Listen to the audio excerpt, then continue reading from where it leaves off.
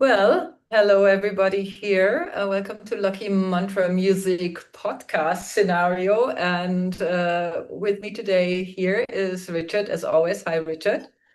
Hello, everyone. How are you doing today, Richard? Yeah, thanks. Still alive. Still alive. Uh, this Thumbs up for that. thumbs Sometimes up. Yeah. sometimes it's good to celebrate that. And yeah, we hope you come in here today with us on this conversation on how we kind of think about mantra and how you maybe find your own practice. Maybe it can be a morning practice, and you can always put evening or other time practice in front of that word. But yeah, we want to talk about how we set up our practices, what mantra is, and yeah, and what you can avoid, or is there something to avoid or not? We'll want to go into that. So do you want to start, Richard? Because I think a lot of people kind of have a different understanding of what mantra really is. Yeah. So how I see it, it's a certain kind of vibration. Every word has a certain vibration. And this vibration points to something in consciousness. That's how I would call it. So basically, you're the chanting a mantra to invoke a certain energy. You try to bring in um, this certain energy more and more into your life. So this is also, if you want to start like this is also the benefit of a mantra practice Yeah. to connect yourself and bring this kind of energy or vibration into your life. So if I say, let's just talk a little bit about it so it becomes more clear. I think there's a million questions, and you can always send questions while we're here live together. But for example, Richard, I want my hip to be cured. What kind of, is that what you're saying? If I want my hip to heal, let's say that some people have real physical needs and they want to have a certain, when you say you're attracting a certain energy, is that energy of healing that I need to attract through the mantra? Is that what you're pointing at with your explanation of that? Or is that a too shortcut for it? Um, it's not easy to give a short answer to this because I see it like this. Okay, hip is a very physical thing, yeah. Yeah. And of course, you want, or let's say it like this. In the first place, you would think, okay, you have to do some exercises. Yeah, this is what you should do for your hip. But on the other hand, it's also something you're bringing in a certain energy into your system. And there it gets tricky because it also, I think, depends on how deeply you connect to a mantra. Okay. And this is also a huge difference in what it will do for you. Yeah. I see. I heard that when you started off explaining it, because what I heard is we cannot just say da da da da, please, please, and we say it 100 times and then it's suddenly in our life. It's a mantra practice is a practice, and practice always means repetition, right? Um, yeah, could be. But Mm. to me, it's more like this. What do you want to bring into your life? That's the question I would start with, because this is the mantra you will pick for your Okay. practice. Yeah. So if you're not very familiar with mantras, and if you barely know anything about Sanskrit, Hinduism, how do you pick the energy, or how do you find out about the different energies? Is there something that we can, make people aware of, maybe? You could have this approach that you basically look at which area of your life do you want to improve? Is it health? Is it relationships? Is it money? Is it career, spirituality? And Mm, uh, also, especially in the Hindu culture, there are a lot of mantras. Also in the Buddhist culture, mm, there are a lot of mantras for everything, basically. yeah. And it also depends on which tradition you feel drawn to. So to me, also let's say it like this, Buddhist mantras have a different feeling to them than Hindu mantras. Mm. So every single mantra has a completely different energetic feel to it too. So I think it's a good practice, or before you start to practice, is a good thing to start and look which area of my life do I want to improve, and where am I attracted to the mantra? Yeah, in which tradition?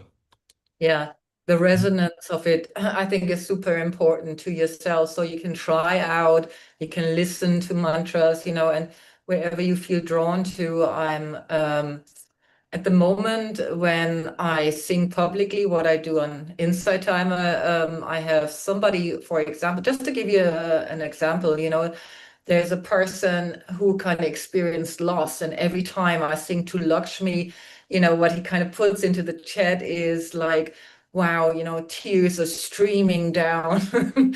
And that is a true sign for attraction. That's what I wanted to say. So I kind of told him where to find the mantras so that he can bring that into his life himself. So you might be, what we're trying to say here, I think, is like, you have to put yourself into the realm of mantras and listen to a few, and then from there you can select. And I personally have kind of noticed there is some people who'd like to use their own language, like their mother tongue, let's say English, German, French, or whatever, like more Caucasian languages. And what can we say about like the words? Because you framed that so nicely. You said like wording, we need to be careful with what we word. So what do you say about that? If people want to use their own language or form their own mantra, is there an ingredient, a sauce recipe, so to speak, or what would you say? Um, Out of experience, of my own experience, so we recorded mantras in from different traditions and different languages. And personally, I think they also feel different to me. So, for example, one mantra, if you can call it even a mantra, Yeah. we used from saying of Meister Eckhart, and this brings in a completely different quality for me than the Hanuman Chalisa. Yeah, Mm. but you can also see it like this. For example, what we recorded, this Das eine Licht, the one light, Mm. um, is also a little bit more like a pop song. Yeah. Yeah. And maybe this is something that's closer to you right now in this moment of your life or this time of your life, because I think for a lot of people it's a big difference. They decide what to choose from what they like and what they don't like. But to Mm. me, that's just the surface area of a mantra. Okay. The the layer that's much deeper is not if you like it or if you don't like it. It's more like, is there something that draws you in through this mantra, and does this mantra help you to work on stuff? You Yes. mentioned grief, for example. Or was it grief? Yeah. Yeah, grief. Mm. So you can also, if you feel drawn to a certain mantra that helps you to move grief or release it, Mm. go for it. If you like the music or don't like the music, this is not so important, I think. Mm. When you're chanting mantras, of course, it's a nice plus or Mm. a Mm. nice cookie, yeah, an addition. But Yeah. to me, that's not the most important thing. The most important thing is to what does it connect you to and how does it help you? Yeah. So it's certainly when we're talking about mantras, and I think about repetition, so if you say, like you can also use a song. It's very hard to repeat a song like, on repeat a certain time. So, of course, a lot of people prefer to just say one word or like, a string of word like phrased in Sanskrit, because then it gives you the power to repeat it. How do you deal with repetition? And is repetition necessary in the 1 day practice? Let's call it that. Like if you want to try to do something more regular. One of the most powerful mantras there is, yeah, is for me Ram, Ram. And if you can repeat Ram, Ram, Ram, Ram, Ram, Ram, Ram, and that's the only thing you do, that's it. Mm. But there's a big difference. You have to be deeply connected to this mantra. It's not just that you just repeat it, but also it helps you even if you just repeat it without any feeling of, wow, I'm doing devotional practice here. Yeah. What it does, basically, it gets you out of your head, your mind, your emotions, and connects you to something deeper that's beyond your personal I, me, mine bubble. Exactly. And I used to practice a lot of yoga. And when I say practice, I mean like I've done it for years. I've done it every day. So practice was certainly there. And and I just remember today when I was singing my mantras, that the mantra has become my inner clarity point, like the first yoga position I always did, I was standing and I was just kind of folding into my own center by placing my hands on my lower abdomen, where your gravity point is, in your body, in your torso. And just by closing my eyes and breathing in and out consciously, it kind of recentered me, and I could immediately feel like, oh, I'm holding the shoulder more tightly. And the same thing I think happens when you do it with the same awareness by singing your mantra, for example. Like if you can be conscious in yourself, of yourself, and of the words you're saying, then this mantra gets more drive. That's what it feels like to me. The point of clarity, the point of joy, or the point of working through grief can be more directly approached than when I'm singing it blindly and repeating it blindly, so to speak, where my mind kind of goes off on a whole monkey story about like how I'm going to cook dinner tonight or something like that. Yeah. So, So coming back to what we said before, maybe you can take a look at which tradition you feel drawn to, yeah, because as I said, there are different traditions also from um, like Buddhist mantras or Hindu mantras. And I think one thing that's important to also mention here is the power of prayer. Because what is prayer in the end? It's also you try to invoke a certain energy, a certain connection, which is not the same but similar to a mantra. If you repeat it, it can be a mantra, yeah. mm, And I think personally, and from my own experience, there's an immense power in prayer. In because prayer, if you go to the root of prayer, it needs a very deep level of surrender. You have mm, to completely surrender to a higher power, let's call it like this. And in this process, a change can happen or a shift can happen. absolutely. Not to sidetrack, but I had this book on prayers that I found in a spiritual bookshop, and this woman came from an Eastern European country, and she said the most powerful. The first she offered her story in the book, and then she said the most powerful prayer you can say is in the name of God, Amen. And it was just so, I could literally feel how that was what she would do, because it was so ingrained in how it was printed. And so I totally agree. Sometimes the simplest words can lead us back to surrender and faith and connection to ourselves. Yeah. Mm.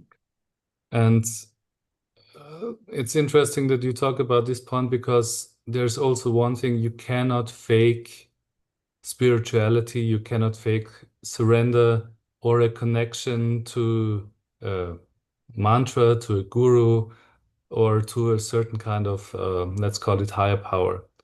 Because people, when you invoke it, basically get a sense of, is this a true relationship? Is this something you don't do for in front of the camera? Is this something you don't do for show? Is Mm. this something you do for yourself and you nourish this connection more or less on a daily basis? And this is the big difference. Mm. It does not help you to do it for show. You have to own it. You really have to do it.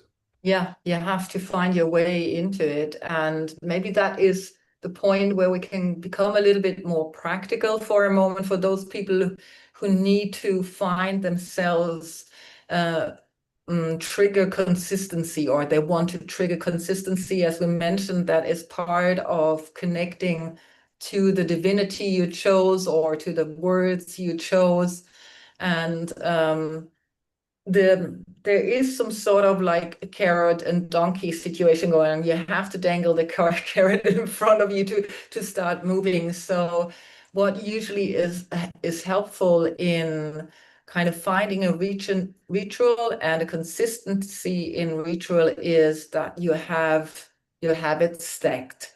That's what they call it, you know. So if you don't have a point where you say like, I'm going to do it at that time, and you're somebody who likes to kind of go whirlwind on everything and like, I'm doing this and now I need to do this, you know, it kind of helps to have it kind of routinely fit into something. Let's say like you want to do it in the morning. You say, I'm going to get up, I'm going to do my bathroom routine, and the first thing I do is I'm going to sit back down in wherever that place is you want to do the prayer. And just by going back to that place again and again every morning, the place will also start calling you. That's the funny thing. You go by and think like, oh, my mantra, my prayer, I haven't done it. So at some point, it's not about the time anymore, but that the place has become that place for you where you want to rest and be. And of course, it helps to have it kind of lit up like with flowers or photos or a candle.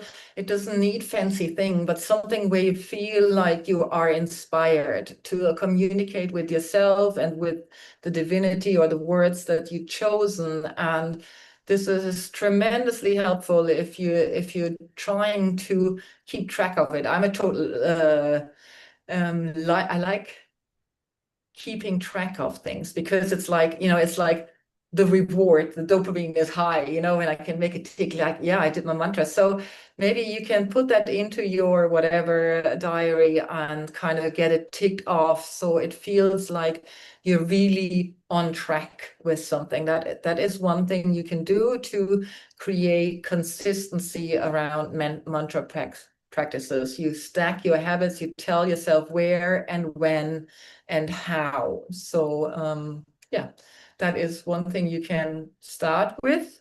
And then a natural question would be like, you know, can you do anything wrong in this whole thing? Richard, what you'd say to that? Definitely, you can. You can. So We're doomed already. it's just like this. I would highly recommend that you, at least to a certain degree, know how to pronounce the words, yeah, Okay. of the mantra that you're chanting. And because just imagine it like this, it's you have one painting and you want to recreate the painting, and if it does not at all look like this painting, it's gonna be something else. So yeah. Yeah, So I highly recommend learn the words at least as good as you can. Yeah, exactly. how to Yeah. pronounce them. Yeah. And for a practice routine, the thing is, there are some people they like to be up at night and do this maybe at night. Some people like to do it in the morning. Personally, I prefer to do it in the morning because before I start my day, it sets the tone for the day. Um, and so I can go with this energy into the day, Yeah. which is very helpful. Mm. And now let's say it like this, you're also getting into a certain dynamic of maybe you want to be the best mantra chanter in the world, yeah? If if you can say it like this, and then you get very rigid. Yeah.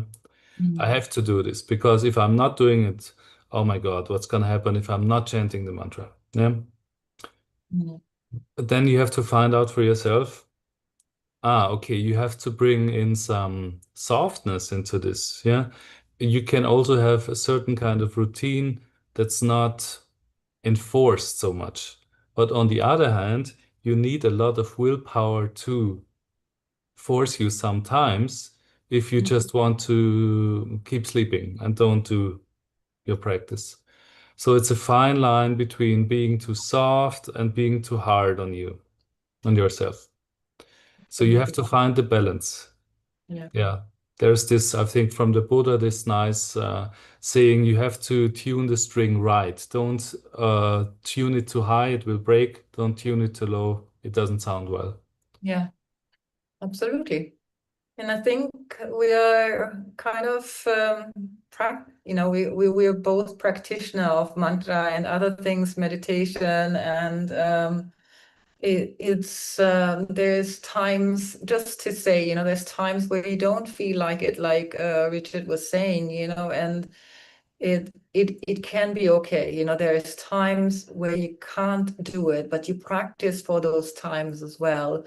But if the time comes to get back on the horse, it's important not to miss it, because it can totally throw you off, off your path. And so, yeah, there might be one morning or one evening when you don't feel like it, because there's something so powerful going on that you feel like you cannot connect that way. So don't say that's the end. Just say, like, tomorrow is another day, and then kind of see whether you can practice the next day. That's important for me as a super uber disciplined person when it comes sometimes to practices, yeah, of that kind. Mm.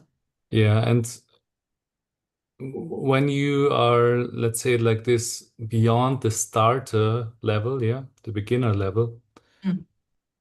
why not walk in the park and chant your mantra?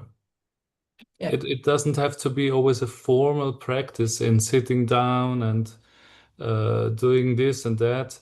Sometimes, I mean, one of the deepest connections is when you remember the whole time, when your mind is completely, you can say it, um, absorbed in God, yeah, Mm. or your mantra, or in whatever you working on or want to be connected to. But this is one of the deepest states you can have all the time. You don't need to sit down or just do something. You can do this in everything you're doing. That's how you do everything, basically. Yeah. And when the mantra comes back to you when you need it most, can be also a place, because you mentioned Ram, and just to share from personal experience, these days when I feel like my mind is giving me a hell of a time, like, and is not shifting, I often notice how I start shifting to that word, Ram, Ram, Ram, Ram, and it kind of starts coming in and through and through and through until I don't need it anymore. And that can be a true benefit, to stay really kind of come back to your own center, to find your inner clarity again, instead of just following your thoughts that might not be so healthy at the time. Yeah. So, Yeah. if So anybody out there wants to ask a question, we have a bit of time left. Please feel free to use the chat. If not, you can use it in retrospect and kind of send us a message here on YouTube as a comment. We're happy to indulge your questions. Uh, yeah, and we wish you a good start into your mantra practice if you're at the beginning of it. Yeah. And yeah. And maybe